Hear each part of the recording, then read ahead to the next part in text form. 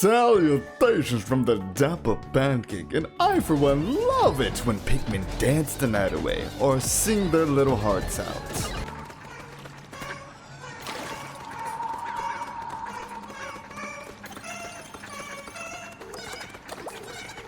Aww, they're traumatized. Now what if I told you a game existed where instead of Pikmin following Olimar to survive, they sing and dance to survive, and instead of 2 eyes, they have 1 eye, as well as use rhythm to solve your problems. I, of course, am talking about Patapon. Patapon is a rhythm-based game where you command your army of eyeball soldiers with the power of drums and rhythm. I compare it to Pikmin because at the end of the day, you're creating a dispensable army of little guys that's used for your own selfish gain. If you're a fan of Pikmin, I recommend you stick around as I share the tale as old as time that is the legacy of the Patapon. In all seriousness, this game is really fun. Don't forget to subscribe. It's a Dapper decision. Here we go! We begin with the pawn drum, which is known as the circle button basically. From here, we're basically returning to godhood to prove to the Patapons that God is real by, you guessed it, pressing the circle button. This is Patapon, aka the one who speaks for the mighty Patapon, which is you, who upon hearing my sorry excuse of rhythm gives me the Pata drum, which allows us to chant our first song, which basically tells your Patapons to use their legs. This game was my childhood, so I'm gonna be honest with you, I am smiling so much right now. Once you get moving, 3 Yaripons, which are just Patapons with spears, join Patapon upon hearing that God is so back. But if only it were that simple. From behind us comes the Dodonga. I forgot his name is Dodonga. This little dinosaur is called a Dodonga, and I mean, just look at this funny little guy. Oh, and there's also Zigotons, who are the main bads of this game. You could tell they're bad because they're red. Regardless, we march on and complete the first mission. At the end of the missions, you see your clear time rewards as well as retrieved and lost caps. Now, I want you to remember the latter, for it will probably come up eventually, and I am not looking forward to it. Finally reached the home base, where all the Patapons are gathered to meet Patapon and God! They even throw us a feast. Here we also meet Lady Meden, and let me just say, I am not the biggest fan. Why? Well, that's easy. I'm kidding. You'll see as we progress through the game why I don't like this character. For starters, they ask your name. And in case you weren't convinced that you're God of the Patapons, the default name is literally Kami, which means God. Also, I find it so fitting that Kamikaze is right there as well. Decided I want to be a funny guy this time around with my name choice, and I definitely do not regret it. Now that introductions are squared away, we can... Wait, hold on, I'm sorry? What do you mean you're hungry? Is this not a feast like previously stated? And this leads into the next mission, which is a hunting mission. And if at this point you thought this was just a funny rhythm game, oh no. Your Patapons have stats. Stats, like a JRPG. Stats. The hunt is on.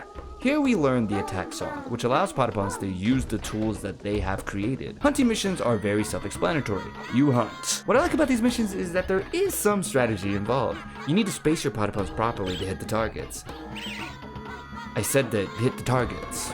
Very nice. Defeating these creatures will give you a static drop of their respective meat or hide that you won't see until you get back to base. But they also have a chance to drop other materials and or catching, which is this game's currency. And since I'm a pro, it was a clean sweep. Now with bellies full and more hijinks ensuing, Meden shows us the altar, which allows us to see our items. The meat we got was from the creatures we hunted in the last mission. While we were successful at hunting, there's another reason for the Song of Attack, and that's the battle missions. These missions usually involve facing down against the Zigotons. This can be very daunting sometimes, for this game does have some major skill checks, but for the time being, it's hand-holding time. For at the very beginning of the mission, we meet Bon, the ancient Patapon that holds the memory of the Patapons, and he just wins the level for us. Upon the completion of the level, he returns to what I can only presume is to the spirit world, but he does leave behind his shield and the memory of Patapons, which means it's time to create melee units. Also, we got this strange cap. I'm not really sure what it does though. It's a dancing tree vibing to a trumpet. Are you starting to understand why I love this game so much? Speaking of the dancing tree with the trumpet, this game also has rhythm mini games, to which you exchange a certain item to play a minigame to get extra materials to make more Patapons. Pakapon, for example, allows you to get some branches. There are more minigames that you do get throughout the game and that we will go over as we get them. But it is now time to use these materials to create more Patapons. This is Meden, the Tree of Life. And no, I am not joking. This tree allows you to create more Patapons to add to your forces, which cost both materials and kaching. You can also swap out certain materials for rarer variants to get rarer Patapons, called rare pawns, which I will show as I have a need to get rare pawns and once I get more kaching. For now, 2 Patapons should be plenty. Oh honey, it's time for your daily dose of zigotons! The next mission is yet another battle mission, but this time no hand holding. You must battle by both walking and attacking. Now I think I should address the 2 main problems with battle missions. Problem 1, as you defeat enemies and destroy structures, you may notice items and potions dropping. Potions give your Patapons full health, which is very helpful. The problem is that items can despawn. Thankfully potions cannot, but for everything else, if an item drops and you can't reach it in time because the enemies are blocking your path, womp womp, no item for you. And to make matters worse is problem 2. Enemy drops are random. Need I say more? Despite all my complaining, we did end this mission off with a pretty good haul. Wait, what? Zigoton Fortnite? Why did I put that in the script? First, we hunt. In case you couldn't tell, this game, just like most JRPGs, is a grind. Therefore, I went to the previous hunting mission to get more meat and to create more Patapons. I took out my Patapons because melee units actually aren't the greatest hunters, since they have to be up close and personal. This will allow for creatures to catch on and run before you even have a chance to attack them. Okay, time for Fortnite. It's time to face the Fortnite. Oh wait, Dawn is here. Some more hand holding. Nice. Bow goes burr and Zigotons go. And just like that, we now have access to the Yumipons, which will be our backline units, which completes the 3 types of units, which is the frontline, midline, and backline. Oh great, what is it now, Meden? Oh no! Gong is here this early now? I don't think you guys understand. As a child, this specific red eyeball was in my nightmares. For General Gong is the type of guy to come to your house, drop a giant one off in your toilet, and forget to flush. On purpose. I mean, just look at how much they hype up this threat. This is the start of the mission, by the way.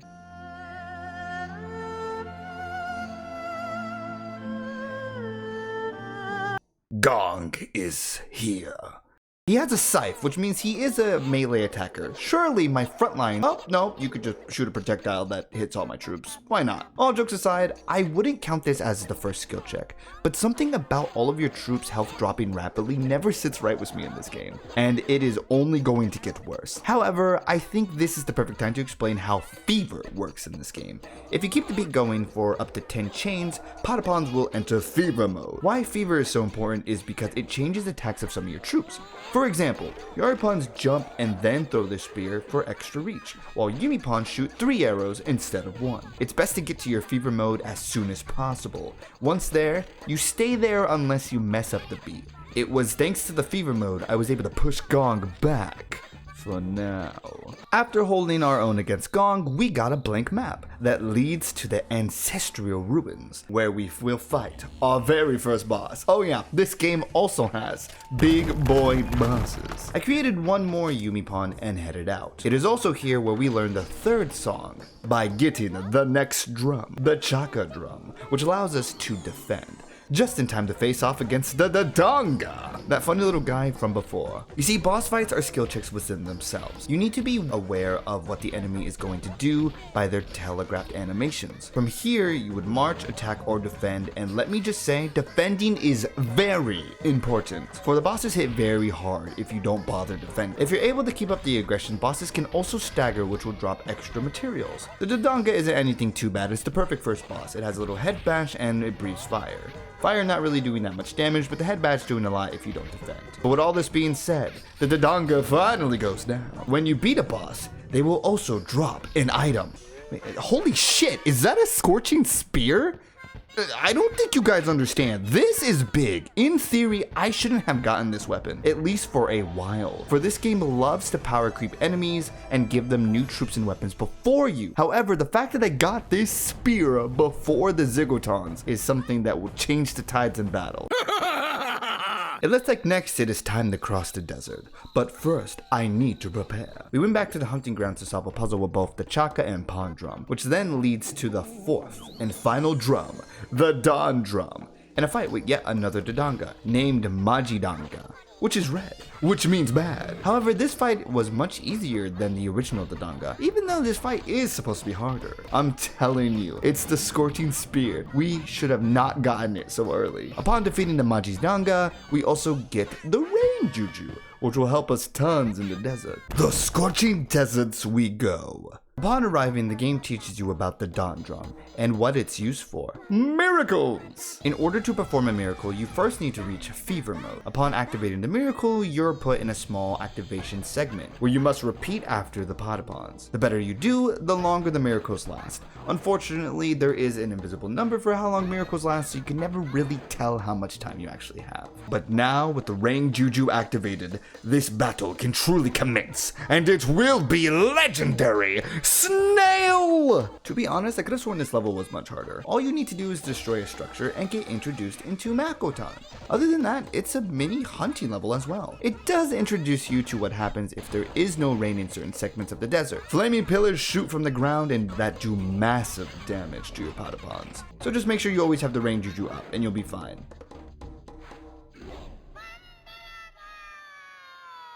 We also got tons of stone, which is fantastic. This way, we can get more Patapons that we are definitely going to need real soon.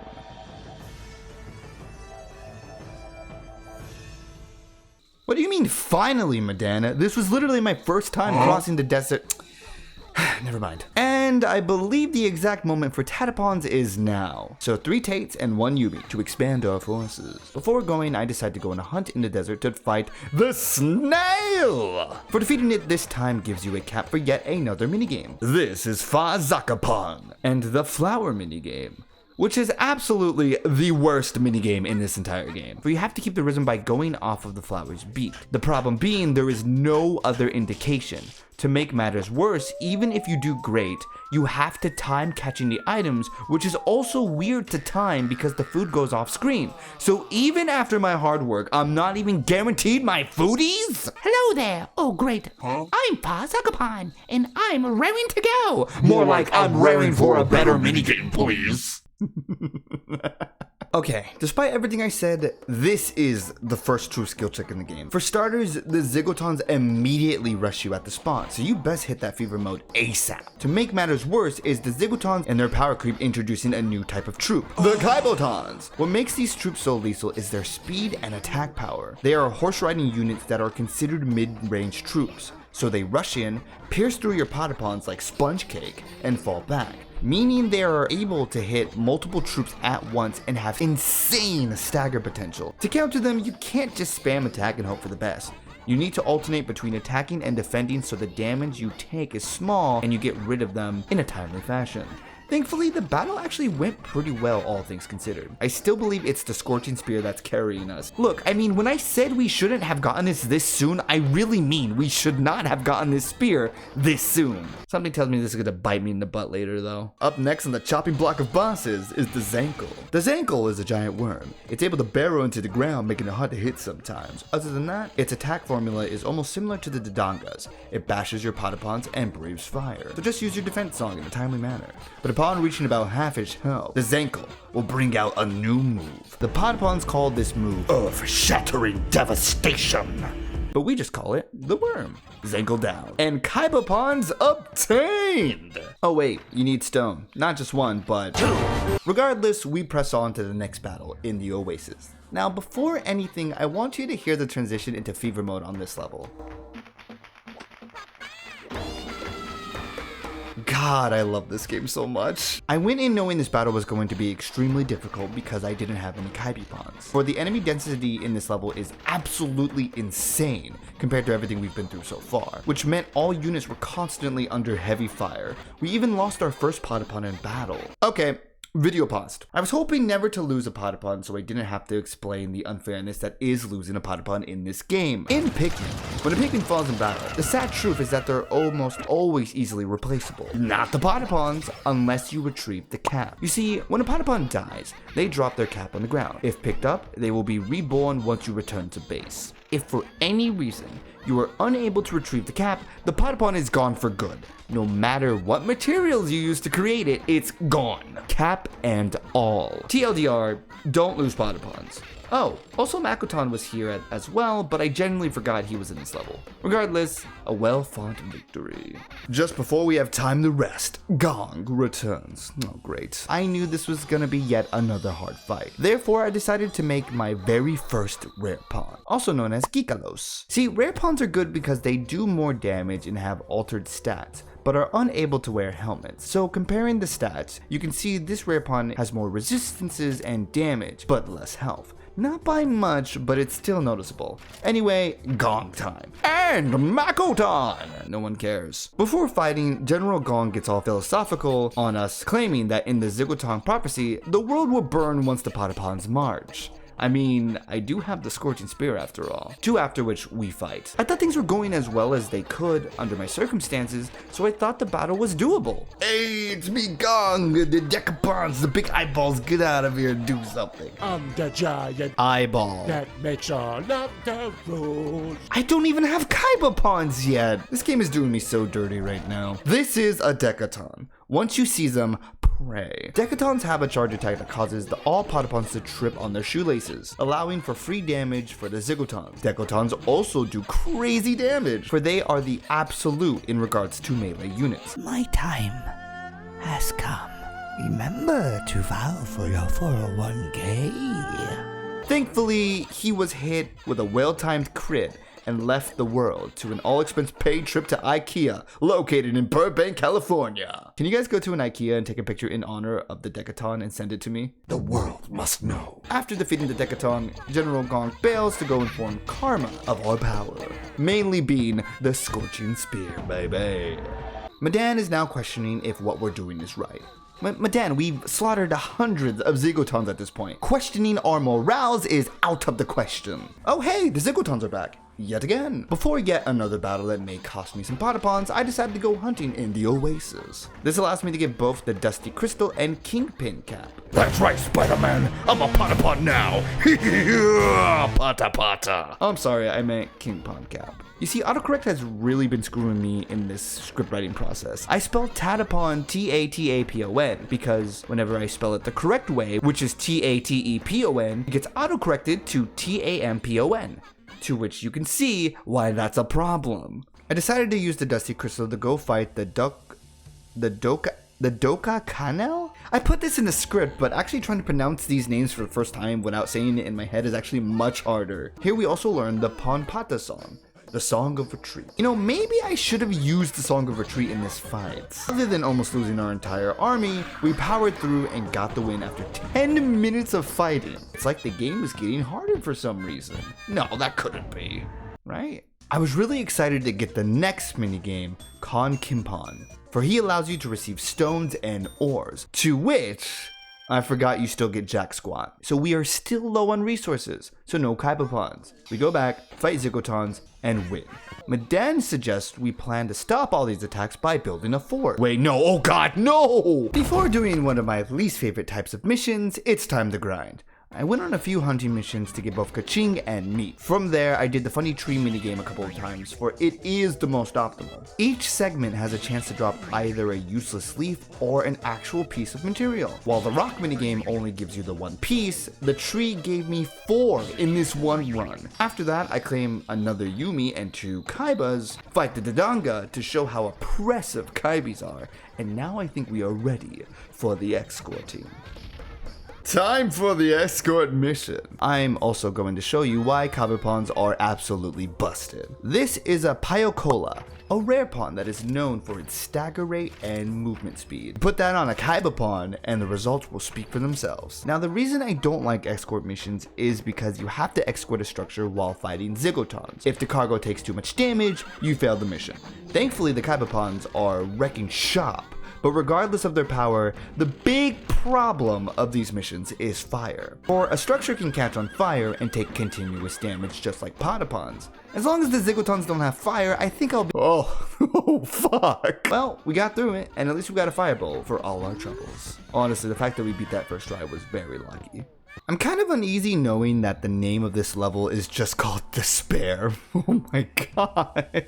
As you approach Mount Bachiko, you notice that the Zigoton structures are getting even stronger. You're still able to push through until you see that. A castle armed with powerful traps and extremely power-crept Zigotons. Armed with swords that put you to sleep. And, oh shit, they have more than one scorching spear.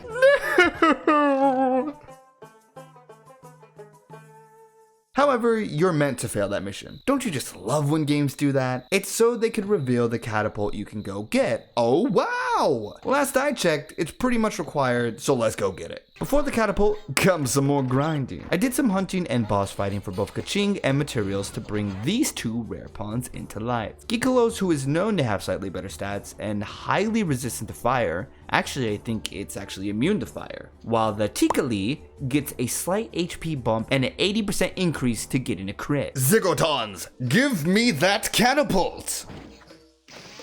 Oh god! Once you defeat these Zigotons, the catapult is now yours, but the mission does become a pesky escort mission. Thankfully, it's not as bad as the previous one, plus the catapult attacks dealing massive amounts of damage. Oh shit, another scorching spear? Maybe I should just invest in the Yaripons next. I sure hope this is not foreshadowing to the fact that I don't invest in the Yaripons only to fail. We also got some pretty good items for the Patapons. A very good haul, indeed. It's castle crashing time! Having the catapult allows you to speed blitz the beginning section of this mission. However, the castle is still a force to be reckoned with, plus the power-crept Zigotons. It's not the easiest mission in the world. I realized that my Kaibapons kept rushing into spikes, doing damage to themselves in the process, which took them out. I thought I was gonna lose the mission, but thankfully the structure was destroyed before losing my final set of Patapons. Yo! You see, it's reasons like this why I don't like Meden whatsoever. Oh great, now we have to deal with a tower made entirely out of Decatons. Just my luck. Before that, I head back to the swamps for some good ol' hunting. There, I get a chef's hat and a new juju that will help us for the tower made entirely out of Decatons. The battle at the Mount Bachiko 4 is another gimmick fight. There's a strong wind blowing in the opposite direction because of the windmill, making your Yumi pawns useless. Once you use the wind juju, the current is on your side, making your Yumi pawns broken. Hey! This tower is not made entirely out of Decatons. This fort is made out of, well, fort things. Get it out of here! Thanks to the wind, the firebow Zigotons are not a threat. While Decatons are still scary, the Kaibas and Tatas were able to hold their own swimmingly, which led to a flawless execution of this battle. I wanted to try the new minigame Ra Gashpon, who is probably my second favorite. Not only is it really fun, the pot has a fun voice, and the soup you can get from it greatly improves your Patapons on actual missions, which is really cool. Just cut ingredients at the right time, and there you go. Short, simple, and delicious. Alright, boss time. Yahoo! Lord of the Mountains, here we go.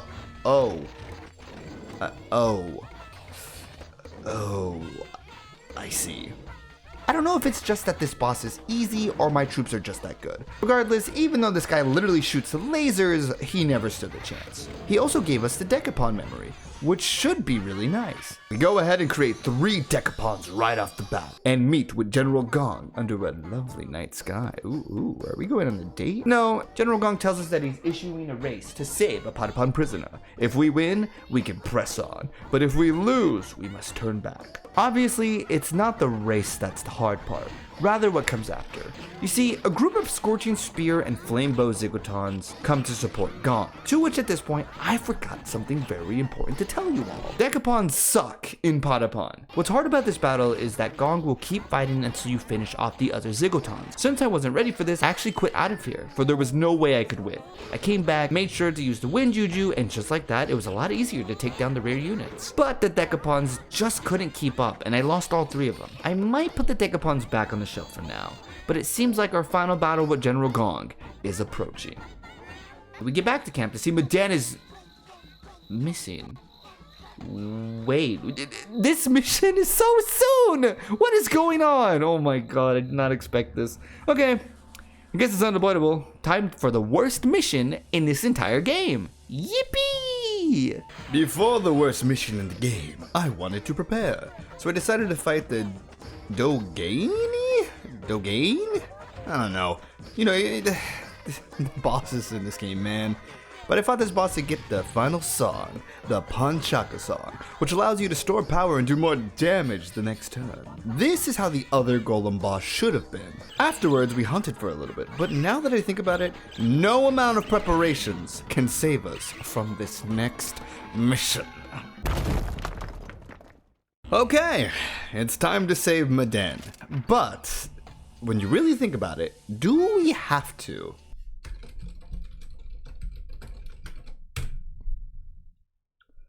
The game says yes. Great. Where do I even begin with this mission? For starters, it's the reason I despise Meden as a character. No, you get out of here, Tao. The only general I'm dealing with is Gong. So it's a reverse escort mission. You need to break Meden out of her prison before the Zigotons get away. On paper, that sounds easy, right? Except the part where you have to handicap yourself. Remember how I said structures can catch on fire? Well, so can the cell Meden is in, which does damage to Meden. If they escape, you lose. If Meden dies, which I want to happen, you lose. If you die, spoiler, you lose. So before the mission even begins, I have to remove all fire-type weapons from my troops. Let's also talk about the Yaritons with the scorching spears and the several Yumitons shooting you at all times. There is one type of troop that can probably take them out, but we don't have that troop yet, nor can we get them. So you're nerfed, under constant fire, but wait, there's more! The desert mechanic is back, meaning at some point you need to use the rain juju, but also at that point, reinforcements come in, just to make your life even worse. The only reason I beat this stupid level on my first try is because the Kaiba Yari Yumi combo is just that good. Why Patapons are so good for this mission is because they're able to hit the cell at least twice per song, and even then, this level was not a clean victory. I lost a good amount of troops, and the Juju wore off at the very end. But at least, the very least, I will not have to save Meden and do any saving Meden mission of any type ever again. Oh hey, that worked here again. What are you doing here? After that horrible mission, it's on to the next skill check in the game, at least in my opinion. The final fight with General Gong. Here you and Gong go at it one last time. This is for all the marbles. All these mini structures on the map do have potions in them, for you're gonna need them. I was curious to see if the Kaiba Yari Yumi strat would work in this battle, so I went in with it. At this point in the fight, Gong brings more troops. With those Yumitons in the back, with fire bows, really scared me. Therefore, win Juju to the rescue. Man, you know what? I don't give this Juju the credit it deserves. It's actually very good. Oh, hey! Makotan is back after running away for the 1000th time. And here comes the final troop in the game, Megatons. Alright, boys, just like we practiced. A 1, 2, 3.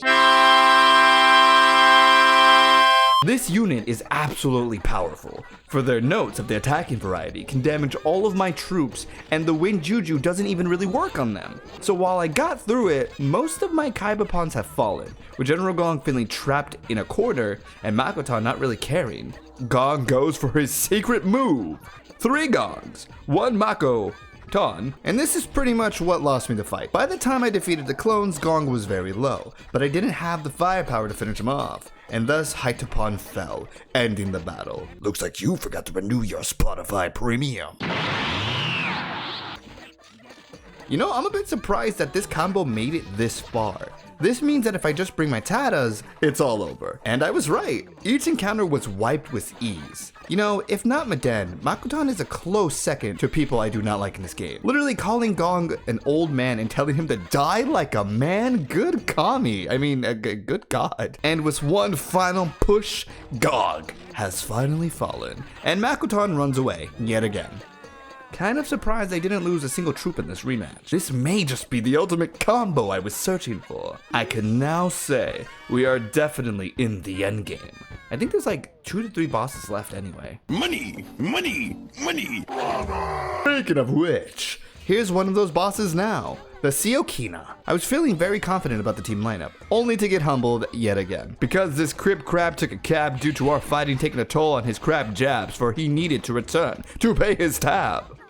You have no idea how long it took me to say this part of the script. Regardless, this fight took longer than I would have liked. For some reason, the crabs do crazy damage to hide upon. I was defending, by the way. Well, 1 boss down. 2 to go. We also got the Megapon memory, the final piece to the puzzle. Before moving on, I noticed that the mission, Search for the Lucky Star, was no longer raining. This is absolutely huge. When it's not raining, a Pancake will spawn. It does insane damage, but it's really the only thing you need to find. Upon defeating it, the Lucky Star appears. It gives you a black star to open up yet another boss, but gives you a bunch of ka-ching, baby! Once you save the Lucky Star for the second time, you receive the Catapult cap, which is our ticket to the good life. For you will see soon enough. This is Patapon, and this minigame is the best with no contest. For if you're able to spare Mithril, you can forge it into divine weapons, which is exactly how we will now have the power creep against the Zigotons. It is a bit of a stressful minigame though, for you have to be almost perfect for it to be a divine weapon. Basically, it's kind of like the tree minigame, where you repeat after the lovely anvil. I unfortunately only had 2 mithrils at this point, so I did do some resetting until I got 2 weapons. That being the spear and halberd. Note, every piece of gear has a divine weapon. I won't be getting them all, for I have a video to finish, but they are all very, very strong. With no other options left, the Zigoton Queen has sold her soul to the darkness, as well as giving up some of her soldiers as offerings to the Dark Lord Gong. And this is in the form of Spider-Man, Spider-Ton, good god, this dumb script and autocorrect, Beetleton and Scorpiton, the latter being an old foe. But first, Spider-Ton. So this battle ended up a bit, well, broken.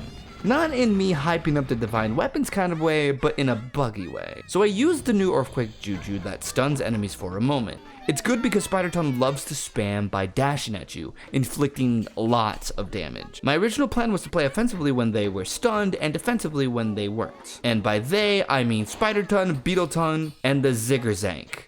And yes, it's called a Ziggerzank. Now here's what happened. I used the Earthquake Juju while some of my Patapons were in a mid-charge attack, which kept them in a state of stasis, which led them to consistently doing charge attack damage to the Zank, resulting in the battle ending almost instantly. I've never broken this game like this before, but hey, a win is a win.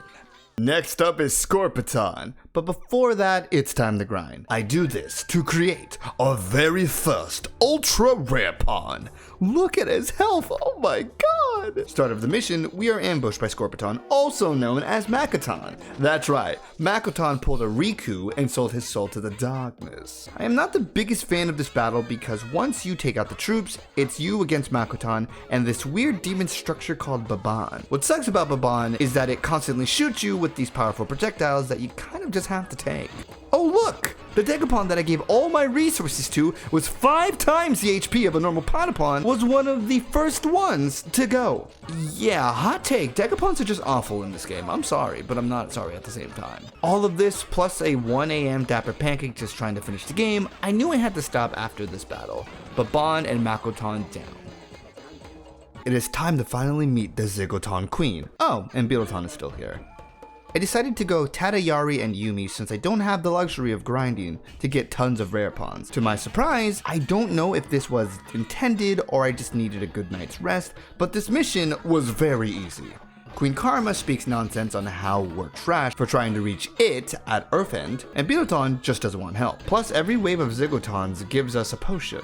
How lovely. And just like that, the queen gets tired and leaves, which allows us to finally take down Beetleton, thus ending the trio of Zigotons that were given to Girl by the queen to achieve power. We finally have to face off against Queen Karma, but of course before facing her, we must destroy her pet Shokol. Why? I'm not sure. Regardless, this boss is not bad at all. It's a plant that likes to put Patapons to sleep, but it is weak to fire. I wonder, do we fire?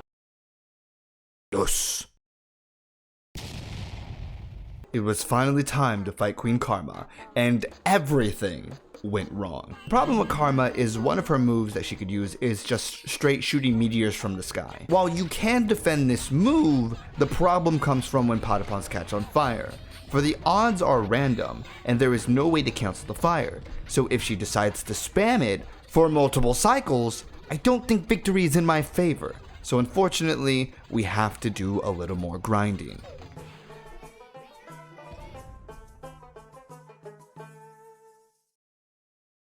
Okay, I'm mad. Like, hysterically mad. I'm mad for a lot of reasons. Reason 1, while grinding, I found out that bosses don't have static drops in this game. Meaning, you can't pinpoint a specific boss if you need specific materials to make a specific rare pawn, specifically for a level you were struggling on. Specifically, I would get wood from Dodongas as well as from worms, alloys from golems as well as crabs. Therefore, it was a mixed gamble of just praying to Kami that I would get lucky drops, which never happened. I did have a mysterious meat that I had no idea where it came from. However, it did allow me to make a lovely ultra rare pawn. This time on a class that deserved it. The Yaripons. I also changed some of the others to Gekoloses strictly for the immunity to fire, which would help out tons. An hour of grinding later, I still felt like I was underprepared. Nope! Wrong, not true. Karma decided to only do the electric attack, and the battle was over in 2 minutes. So an hour of grinding for a 2-minute fight? Yeah, that sounds about right. Anyway, let's finish this. It's time to fight Girl. Now, before I say anything, I want you to take a listen to how the music starts when we spawn.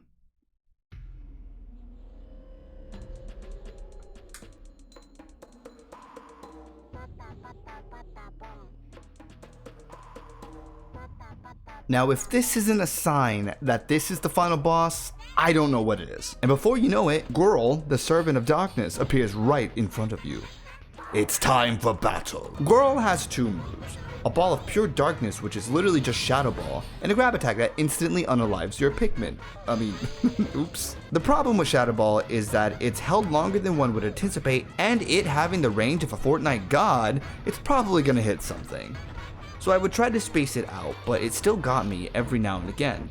The grab is a bigger problem. It comes out a lot faster, and it results in 999 damage, which means there is no living it. To add insult to injury, you lose the cap. Regardless, he stood no chance. Goodbye, Girl. Wait, why is the music still going? Ready mode activated. Meet the second phase of the fight. Its 2 moves are a spray of Shadow Spit, which hits pretty hard, but its second move is the creepiest move in the game. Girl flies away with the camera focusing on it. It stops, looks at you, the player, and then rushes your Patapons and hits them with a bash attack. It gives me chills every time. But whatever you do not get hit by this move. It has the same potency as the crab slash attacks. The timing can be a bit off, and I've definitely had some close calls, but if you're not confident, you are better off losing fever and running away at the right time. Unfortunately, you gotta fight both forms twice. Base form is kind of like a breather, but you need to focus up on the belly form. Don't be like me, who ended up getting hit by the bash and losing almost all of my Patapons. At least my ultra rare pawn survived. You know what? I'm gonna name him Teddy. What I like about this fight is that it feels like it's a fight you cannot win. But then with the music screaming, you give this battle everything you have, and then you finally take down this servant of darkness. It was a very close fight, but Girl is defeated. And with that, I feel there is nothing stopping us from reaching Earthend to claim it. That's right, the one.